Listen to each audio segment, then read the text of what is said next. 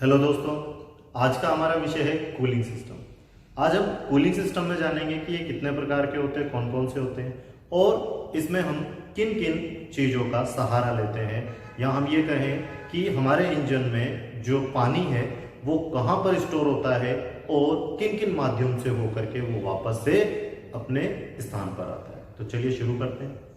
Radiator में साधारणतः इसके 3 भाग होते हैं। ऊपर का जो भाग होता है यह हमारा अपर टैंक कहलाता है और सबसे नीचे का जो भाग होता है यह लोअर टैंक कहलाता है। अपर टैंक और लोअर टैंक जो होते हैं यह अंदर से खोखले बनाए जाते हैं, पानी को स्टोर करने के लिए इन्हें बनाया जाता है ताकि ज्यादा से ज्यादा मात्रा में इसको पानी जो है वो स्टोर किया जा सके। लेकिन यहाँ पर लोअर टैंक को अपर टैंक के साथ जोड़ने के लिए हम रेडिएटर क्रोड को काम में लेते हैं। देखिए यहाँ पर जब आप देखेंगे तो ये जो हिस्सा आपको दिखाई देगा ये पतली पतली ट्यूबें हैं, ये आपकी रेडिएटर क्रोड कहलाती हैं। ये काफी पतली ट्यूबें होती हैं। इनको हम सामने से देखेंगे तो देखिए ये आपको ये कट मॉडल है आपके रेडिएटर का। तो इसमें ये जो हिस्सा है ये बहुत बारीक हिस्सा है जिसमें से ये जो पानी है ये यहां से होता हुआ लोअर टैंक में पहुंचता है।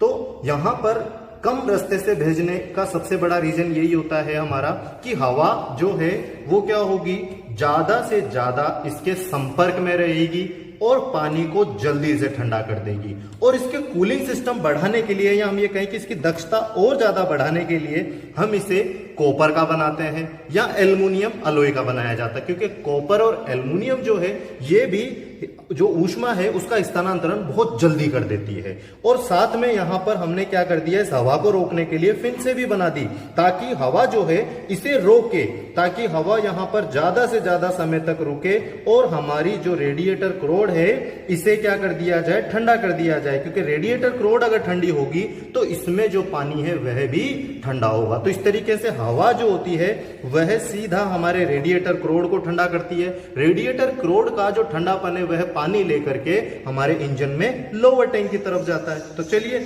लोअर टैंक का नीचे का भाग देखते हैं कि यह किस तरीके से खोखली ट्यूब होती है। तो देखें यहां पर आप देख रहे हैं कि यह इस तरीके की खोखली ट्यूब होती है। इसके बाद हम बात करते हैं रेडिएटर क्रोड की। तो यहां पर ये जो रेडिएटर क्रोड है यह भी साधारणतः हमारे 3 प्रकार की होती है जिसके बारे में अभी हम बात करेंगे। और सबसे पहले हम बात करते हैं ये जो ट्यूब है यह प्रेस्ड ट्यूब है। इसके बाद पानी को निकास के लिए और इसके अंदर पानी को फिल करने के लिए रेडिएटर फिलिंग नेक बनाई जाती है। लेकिन आज के टाइम में जो काम में लिए जाने वाले जो रेडिएटर हैं हम उन्हें भी देखते हैं कि वे किस प्रकार के हैं। तो चलिए देखते हैं उन्हें। आज के समय में इस प्रकार के रेडिएटर सबसे ज्यादा चलन में है। इस प्रकार के रेडिएटर जब हम देखेंगे तो इसमें अपर टैंक और लोअर टैंक जो होता है यह हार्ड रबड़ का बनाया जाता है, जबकि नीचे का जो फिन्स होती है और साथ में जो इसकी रेडिएटर क्रोड होती है यह जो होती है यह एल्युमिनियम अलॉय की बनाई जाती है। बाहर की तरफ जो हिस्सा आप देख रहे हैं यह प्लास्टिक का हिस्सा है, हार्ड रबड़ का है। और इसके बाद यहाँ पर आप देखेंगे तो एक फैन लगाया गया है, ये बिजली से चलने वाला फैन है।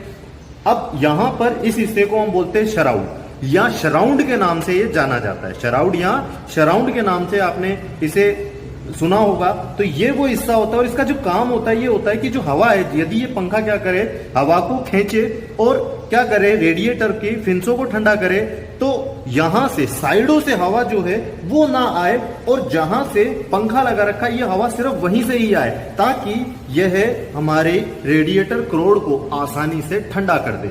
और रेडिएटर क्रोड जितनी ठंडी चलेंगी उतना ही इसमें पानी जो है वह भी आसानी से क्या हो जाएगा, ठंडा हो जाएगा। तो आज के समय में इस तरीके के रेडिएटर काम में लिए जा रहे हैं। साथ में पानी के निकास के लिए भी, या हम कहें कि पानी को ड्रेन करने के लिए भी नीचे की तरफ जो है एक स्क्रू दिया जाता है या एक ड्रेन प्लग दिया जाता है। तो यहां पर आप देखेंगे कि नीचे की तरफ एक ड्रेन प्लग दिया हुआ है। चलिए देखते हैं, ड्रेन प्लग देखते हैं एक बार। यहाँ ये जो हिस्सा देख रहे हैं यह इसका ड्रेन प्लग है। इसको खोल करके रेडिएटर में से पानी को बाहर निकाला जा सकता है। और कुछ रेडिएटरों में यहाँ पर आप देखेंगे कि सेंसर भी दिया जाता है जो आपके कूलेंट टेम्परेचर सेंसर होता है, और यह आपके इंजन में ईसीएम को बताता है कि जो आपका रेडिएटर है उसमें लोअर टैंक में पानी का क्या टेम्परेचर है।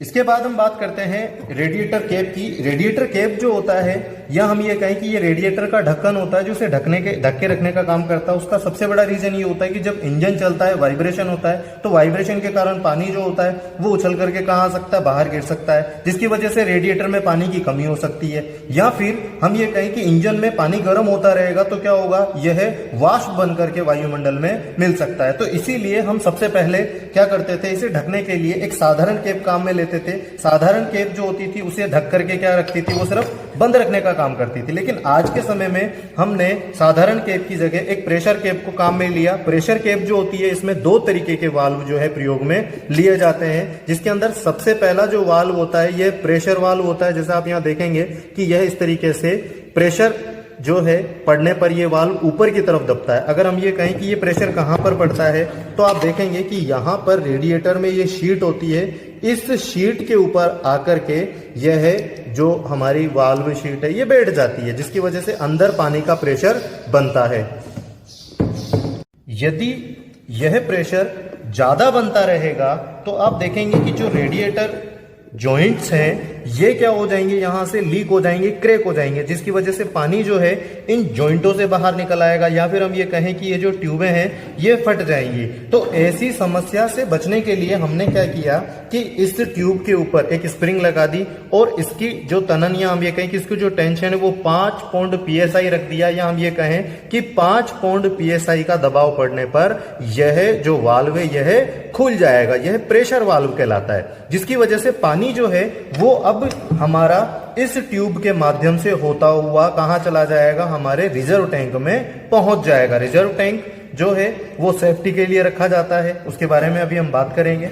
और इसके बाद क्या होता है कि जैसे ही इंजन बंद स्थिति में है, कोल्ड कंडीशन में होगा, तो जो पानी बाहर चला गया है अब वहां पर आयतन कम हो जाने की वजह से अब रेडिएटर जब ठंडा होगा तो उसे वह आयतन वापस चाहिए होगा, जिसकी वजह से इसके अंदर एक वैक्यूम होता है। और उस वैक्यूम के कारण यहां पर क्या हो सकता है कि रेडिएटर की जो कोरें हैं यह क्या हो सकती हैं, चिपक सकती हैं।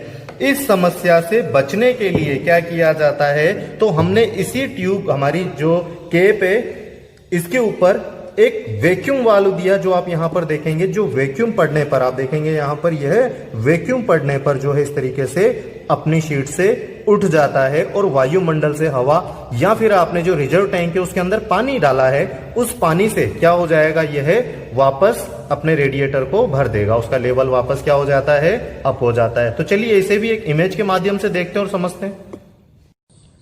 इस इमेज में आप यहां देख रहे हैं कि एक रेडिएटर में पानी को दर्शाया गया है। अब जैसे जैसे इंजन स्टार्ट होगा तो यहाँ पर ये पानी जो है ये धीरे धीरे गर्म होने लगेगा और एक समय ऐसा आएगा कि ये पानी वाष्प बन करके क्या होने लगेगा, उड़ने लगेगा, जिसकी वजह से यहाँ पर रेडिएटर टैंक में इसका प्रेशर बढ़ जाएगा, अपर टैंक में। अब यहाँ पर यह स्थिति होगी कि यहाँ प्रेशर वाल्व जो है इसके ऊपर दबाव पड़ेगा और इसके पीछे लगी हुई जो स्प्रिंग है, जब तक इसका दबाव, या हम ये कहें कि यहाँ पर जो पानी गर्म हो चुका है उसने वाष्प का रूप लिया है, जब तक उस वाष्प का प्रेशर इस स्प्रिंग के प्रेशर से ज़्यादा नहीं हो जाएगा, जब तक ये दबेगा नहीं। तो ये जो प्रेशर है 5 पाउंड PSI रखा जाता है। जैसे ही ये प्रेशर क्रिएट होता है यहाँ पर हमारा जो वाल्व है, प्रेशर वाल्व, यह खुल जाता है। इसके खुलते ही पानी जो होता है यह हमारा आउटलेट जो ट्यूब है यहाँ से जाता है और रिजर्व टैंक में जाकर के जमा हो जाता है। लेकिन जैसे ही क्या हो जाता है, इंजन बंद होता है और वहाँ पर फिर से हमें पानी की जरूरत पड़ती है। या हम ये कहें कि देखिए जब गर्मी इसको मिलती है तो ये वहाँ पर एक्सपेंड होता है, फैलता है। लेकिन जैसे ही वहाँ ये ठंडा होगा तो वापस से ये क्या होता है, सिकुड़ता है। तो जब ये सिकुड़ेगा तो ऐसी स्थिति में भी रेडिएटर की जो कोर है उसे डैमेज किया जा सकता है। इस समस्या से बचने के लिए हम वहां पर एक छोटा सा वैक्यूम वाल्व भी दे देते हैं, जो वैक्यूम के कारण नीचे की तरफ उठता है और अपनी शीट से उठते ही ये वाल्व खुल जाता है। परिणाम ये होता है कि अब इसी पाइप से क्या किया जाता है, पानी को वापस से अंदर ले लिया जाता है। चलिए इसे भी एक इमेज के माध्यम से देखते हैं। तो यहां देखिए आप कि इंजन जो है वो स्टार्ट हो चुका है, पानी गर्म हो चुका है और पानी के गर्म होने के कारण अब यहाँ आप देख रहे हैं कि पानी का स्तर इतना बढ़ गया है कि उसने यहाँ पर ये जो प्रेशर वाल्व है इसको खोल दिया है, जिसकी वजह से यह जो पानी है यह हमारे रिजर्व टैंक में जाने लग गया इस ट्यूब के माध्यम से।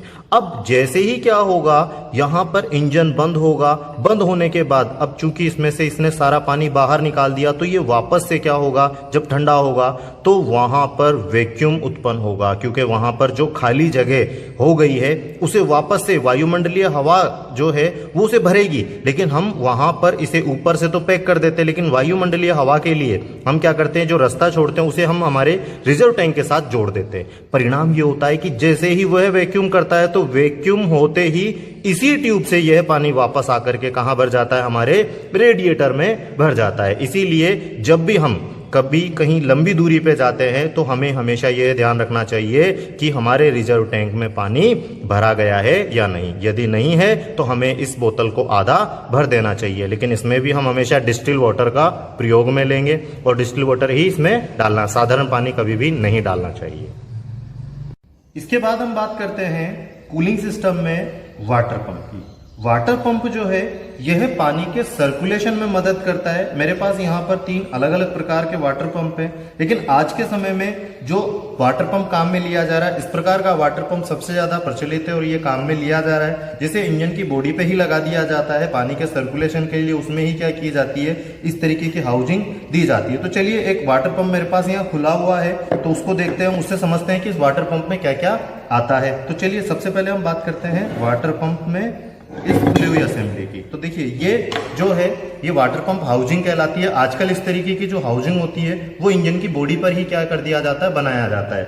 एल्युमिनियम और लोहे के ही बने हुए मिलते हैं, जो कि ये मेरे पास ये कास्ट आयरन का बना हुआ है। वजन में भारी होने के कारण इसे अब बंद कर दिया गया है। इसके अलावा यहाँ पर आप देखेंगे तो जो वाटर पंप है इसके लिए एक शाफ्ट दी जाती है। शाफ्ट के दोनों छोर पर जो होता है, एक तरफ इंपेलर लगाया जाता है, ये पानी को फेंकने में मदद करता है। जी हाँ, इसे इंपेलर के नाम से बुलाते हैं। और इसके आगे जो है ये हमको पुल्ली मिलती है। जैसे कि आप इस दूसरे वाटर पंप में आप देखेंगे कि ये जो वाटर पंप है इसके अंदर इस तरीके की पुल्ली होती है जो फैन बेल्ट से चाल लेती है, और इसके चलने पर आप देखेंगे कि दूसरी तरफ इंपेलर भी घूम रहा है। तो इस तरीके से इसे क्या किया जाता है, इंजन बॉडी के साथ जो है माउंट कर दिया जाता है ब्लॉक के ऊपर, और यहां पर इसे घूमने में मदद करता है बेरिंग। जो बेरिंग है यह क्या करता है, इसे घूमने में मदद करता है। और साथ में जो पानी है वो यहां बेरिंग पर ना आ जाए, उससे बचने के लिए एक वाटर सील यहां दी जाती है, यह वाटर सील कहलाती है। तो इस तरीके से आपके जो वाटर पंप असेंबली आती है उसमें ये कुछ मुख्य चीजें आती है, जैसे कि एक शाफ्ट हो गई, बेरिंग हो गया, दूसरी तरफ अगर हम बात करें तो वाटर सील हो गई और इंपेलर हो गया। और ये सब लगा होता है हमारे इस वाटर पंप हाउसिंग में। एयर निकालने के लिए भी इसके ऊपर क्या किया जाता था, एक स्क्रू प्लग दिया जाता था, जिसे खोल करके रेडिएटर से एयर निकाली जा सकती है। इसके बाद हम बात करते हैं थर्मोस्टेट की। थर्मोस्टेट जो है इंजन में पानी का जो तापक्रम है, या हम ये कहें कि इंजन को कार्यकारी तापमान तक बनाए रखता है। यह इंजन में सबसे महत्वपूर्ण पुर्जा होता है।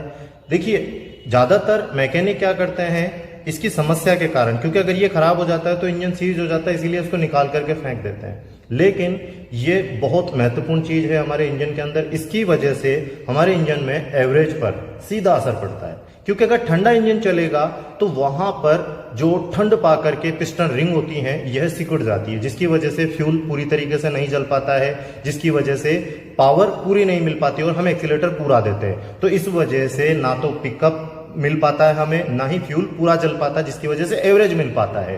तो इस समस्या से बचने के लिए हम यह थर्मोस्टेट वहां लगाते हैं, जो इंजन को कार्यकारी तापमान तक भी रखता है, जिससे कि इंजन जल्दी से स्टार्ट हो जाता है। और साथ में जो फ्यूल है उसे भी क्या करते हैं भाई, जलता है तो उस समय यह हमारे इंजन को भी ज्यादा ठंडा टेम्परेचर नहीं देता है। तो इसीलिए अब ये थर्मोस्टेट कैसे चेक किया जाता है उसके बारे में हम देखेंगे, ये कैसे काम करता है। तो यहाँ जो आप थर्मोस्टेट देख रहे हैं यह मोम के टाइप का, इसको हम वैक्स टाइप बोलते हैं। तो यहाँ आप देख रहे हैं कि यह जो थर्मोस्टेट है ये पूरी तरीके से क्लोज है, बंद है यहाँ पर। तो यहाँ पर अभी हम लोगों ने थर्मोस्टेट के लिए व्यवस्था कर ली है, जिसके लिए यहाँ पर हमारे पास टेम्परेचर सेंसर है, जो कि अभी आप देख रहे हैं कि यह जो टेम्परेचर है ये दिखा रहा है। अब मैं इसे पानी में डाल देता हूँ और इसके बाद इसे यहाँ पर ऑन कर लेते हैं। और पानी का जो टेम्परेचर है जब तक 80 डिग्री नहीं हो जाता है, इससे ऊपर नहीं हो जाता, जब तक हम इंतजार करते हैं।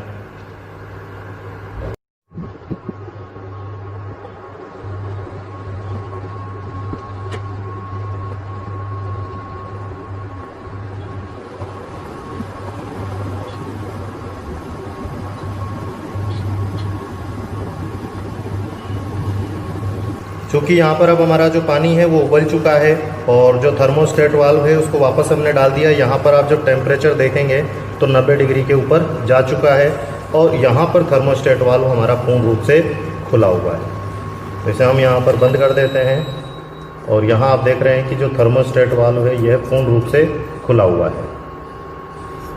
पीछे से भी देख सकते हैं हम लोग इस तरीके से। यहाँ आप देखेंगे कि ये पूरा खुला हुआ है। जैसे जैसे हवा के संपर्क में आएगा वापस, मतलब हम ये कहें कि जैसे जैसे ये ठंडा होगा, नॉर्मल टेम्परेचर में आएगा, ये वापस अपनी शीट पर बैठ जाएगा और इस रास्ते को बंद कर देगा। तो इस तरीके से जैसे ही ये वाल्व खुलता है, अपनी शीट से उठता है, तो पानी जो होता है यह वापस आउटलेट से होता हुआ कहाँ चला जाता है, हमारे रेडिएटर में चला जाता है। और अगर पानी का टेम्परेचर ठंडा रहता है तो यह थर्मोस्टेट वाल्व जो है यह इसे हमारे इंजन में ही रखता है, उसे बाहर नहीं जाने देता है।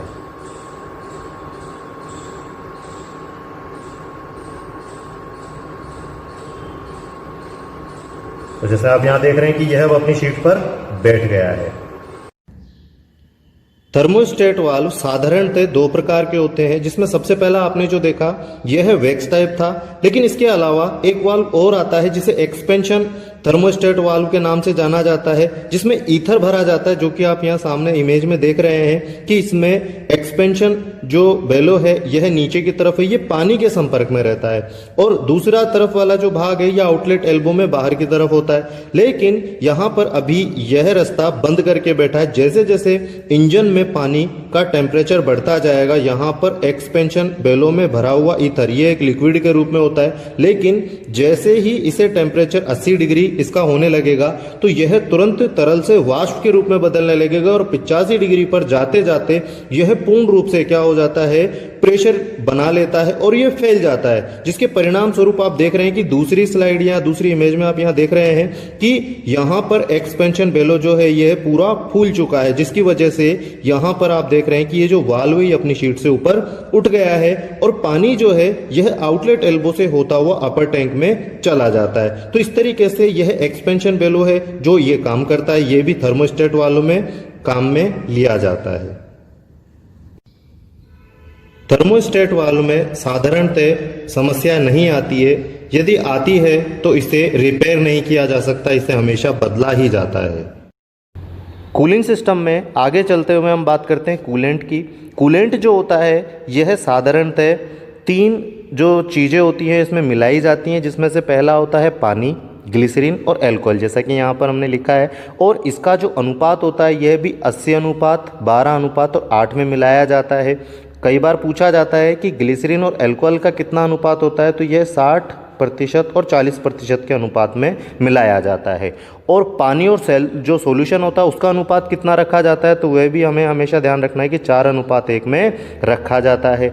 और अब हम बात करते हैं कि ग्लिसरीन और अल्कोहल मिलाने का सबसे बड़ा रीज़न क्या है। तो देखिए, अल्कोहल जो होता है वह सर्दियों में जमता नहीं है। तो आपने देखा होगा कि कई ठंडे जो इलाके हैं या हम ये कहें कि जो ठंडे देश हैं वहाँ पर हम क्या करते हैं, ज़्यादा जो कूलेंट होता है इसके अंदर अल्कोहल मिला हुआ ज़्यादा, या हम ये कहें कि जो इसका अनुपात होता है ये रेशो ज़्यादा कर दिया जाता है।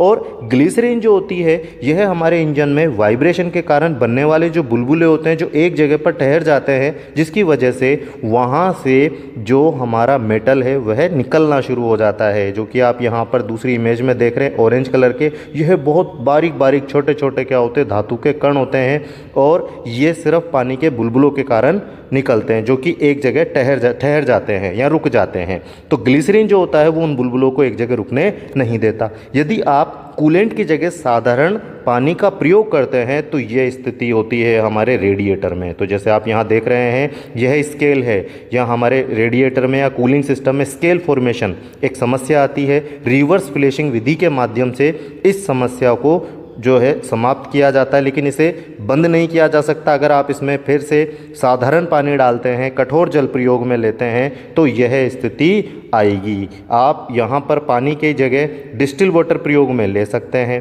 तो अगली स्लाइड में हम देखते हैं कि यहाँ पर जो इंजन है इसके अंदर किस तरीके की समस्या आती है। तो देखिए यहाँ आप देख रहे हैं कि एक लाइनर आपको दिखाई दे रहा है। इस लाइनर के चारों तरफ क्या हो रहा है, वाइब्रेशन के कारण क्या हो गया, एक बुलबुला यहाँ बन गया। इस बुलबुले के कारण क्या होता है कि यहाँ पर जो पानी है वो पूरे इस लाइनर के साइडों में चलेगा, लेकिन बुलबुला जो है यह पानी को यहाँ पर नहीं आने देगा, जिसकी वजह से इस एरिया का जो टेम्परेचर है ये बढ़ जाएगा।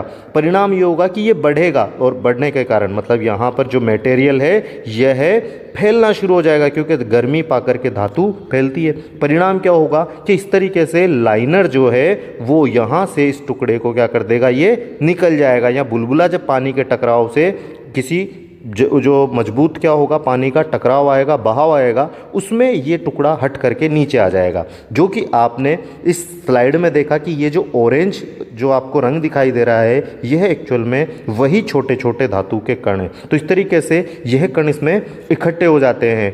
और अगर आप कूलेंट काम में लेते हैं तो क्या होता है कि देखिए कूलेंट जो होता है इसके अंदर ग्लिसरीन जो होती है वो इस तरीके से हमारे लाइनर की दीवार को प्रोटेक्ट करती है। परिणाम ये होता है बुलबुला अभी भी बनेगा, अभी भी यहाँ से ये सतह हटाएगा, लेकिन बुलबुला जो होता है ये एक जगह ठहरता नहीं है। ग्लिसरीन की वजह से यह फिसलता हुआ नीचे की तरफ आता है और पानी का जब बहाव आता है तो इस बुलबुले को तो हटाता है, लेकिन हमारा जो लाइनर होता है उसे कोई नुकसान नहीं पहुँचता। इसीलिए हमेशा हमारे इंजन में हमें कूलेंट को काम में लेना चाहिए, और यदि पानी की आवश्यकता पड़े तो हमें वहाँ पर डिस्टिल वाटर को ही काम में लेना चाहिए।